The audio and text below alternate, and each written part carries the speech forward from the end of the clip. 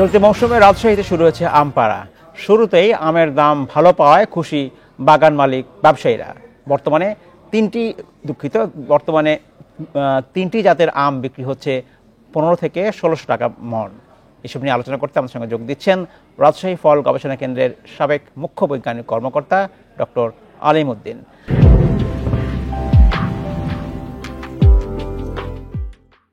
জনাব আলিম উদ্দিন, আপনাকে স্বাগত জানাচ্ছি। আশা করছি আপনি ভালো আছেন। আম নিয়ে কথা বলছি। প্রথমেই সংক্ষেপে জানতে চাচ্ছি, এই বছরের তীব্র তাপপ্রবাহের কারণে আমের ফলন নিয়ে একটু এক ধরনের আশঙ্কা প্রকাশ করা হচ্ছিল। এবার আমের ফলন কেমন হবে? ফলের রাজা আম। আর আমি সবসময় বলে থাকি যে বৈরী আবহাওয়ারই ফসল, শুরু থেকে বৈরী আবহাওয়া মোকাবেলা করে এটি টিকে থাকে এবং আমরা শেষ পর্যন্ত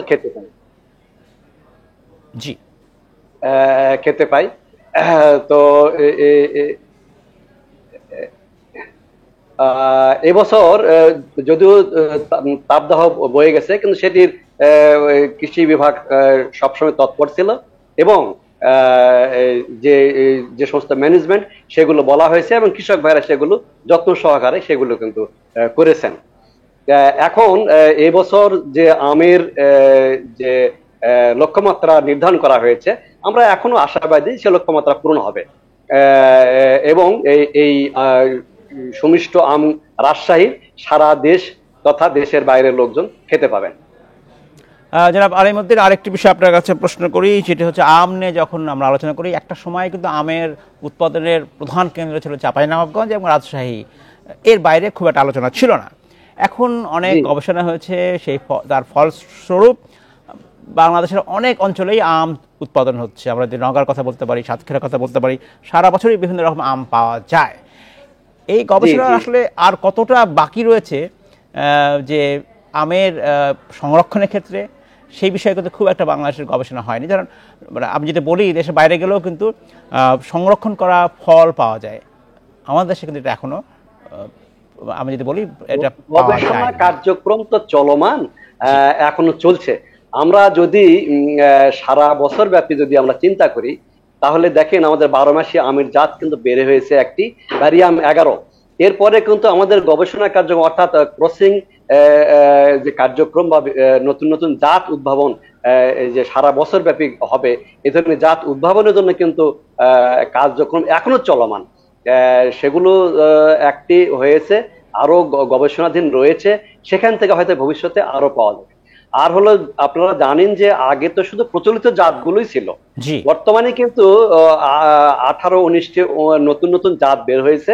এই জাতগুলো দেখেন যে সারা দেশব্যাপী হচ্ছে, যেমন বারিয়াম 3, বারিয়াম 4, এগুলো কিন্তু খুব ভালো জাত এবং এদের অল্টারনেট বিয়ারিং হ্যাবিট নাই। এরা প্রত্যেক বছর হয় এবং প্রত্যেক বছর ফলন দেয় এবং হয়। নওগাঁতে বিশেষ করে বারিয়াম 3 এবং বারিয়াম 4 এগুলোর হয়েছে বাগান, যার জন্য অনেক এরিয়া নওগাঁতে বেড়েছে এবং প্রচুর পরিমাণ আম সেখানে হয়। এবং আরেকটি বিষয় আপনাকে জানতে চাচ্ছি, সেটি হচ্ছে স্বাস্থ্যসম্মত এবং পরিবেশসম্মত উপায়ে আম উৎপাদন কি খুব এগিয়েছে কিনা? অর্থাৎ বাংলাদেশের আম কিন্তু এখন দেশের বাইরে খুব একটা যেতে পারে না। না, এখন যাচ্ছে, কিন্তু এখন খুব বেশি পরিমাণে, খুব সামান্য পরিমাণে, খুবই সামান্য পরিমাণে। সেইটাকে আসলে বাড়াতে হলে গবেষকদের কতখানি ভূমিকা রাখতে হবে? ছিলই না, এখন কিন্তু শুরু হয়েছে। এই যে স্বাস্থ্যসম্মত আমগুলো দেওয়া, মানে এটা একদম সেই চাষের শুরু থেকে কিন্তু কৃষক ভাইদের সচেতন থাকতে হয়। অর্থাৎ সেই শুরু থেকেই এর যে ফার্টিলাইজার ম্যানেজমেন্ট, এর যে কীটনাশক ছত্রাকনাশক যেগুলো ম্যানেজমেন্ট, যেগুলো আমাদের কোনো প্রকার ক্ষতির কারণ হয়ে যাবে না, একদম সেইভাবে ম্যানেজমেন্ট করে এইগুলো দেশে আবাদ হচ্ছে। কৃষক ভাইরা সচেতন, কৃষি বিভাগও কিন্তু এইগুলো সারাক্ষণ ট্রেনিং দিয়ে থাকে, আমরাও দিয়েছি এবং কৃষক ভাইরা এ ব্যাপারে খুবই সচেতন। শুরু হয়েছে, বিদেশে তো আগে আমরা রপ্তানি হতো না, এখন শুরু হয়েছে। আশা করি যে এটি আরো ত্বরান্বিত হবে। আর অসংখ্য ধন্যবাদ, আমরাও সেটা আশা করি। ডক্টর আলিম উদ্দিন, আপনাকে অসংখ্য ধন্যবাদ আমাদেরকে আপনার মূল্যবান সময় দেওয়ার জন্য।